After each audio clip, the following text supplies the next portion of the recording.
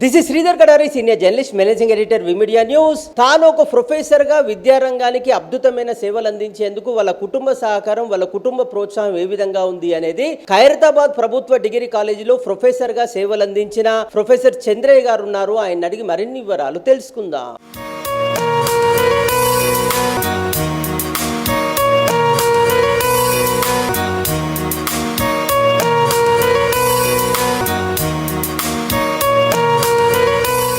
నా సతీమణి శ్రీమతి సుగుణ. అదృష్టం, సుకృతం.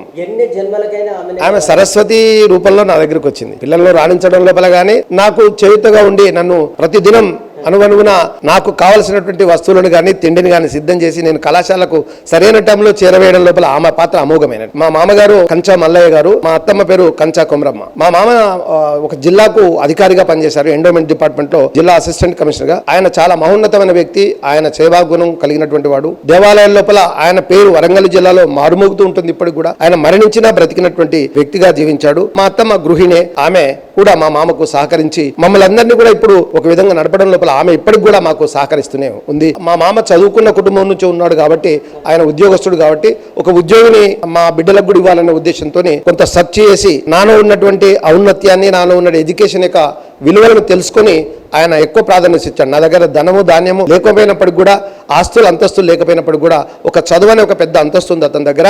అతను ముందు భవిష్యత్తులో బాగా బాగుపడతాడనేటువంటి ఒక లక్ష్యం ఉండే ఆయనకు. ఆయన లక్ష్యాన్ని నేను నెరవేర్చాను. కుటుంబంతో పాటు సమాజ సహకారం కూడా చాలా ఉంది. ఎందుకంటే సమాజంలో ప్రతి ఒక్కరూ మనల్ని అనుసరించడం, మనం చెప్పిన మాట విని కూడా నా విద్యార్థులు చాలా మంది ఇప్పుడు ఇలా తెలంగాణ ప్రాంతం లోపల చాలా వరకు కూడా నా విద్యార్థులు ఉన్నారు.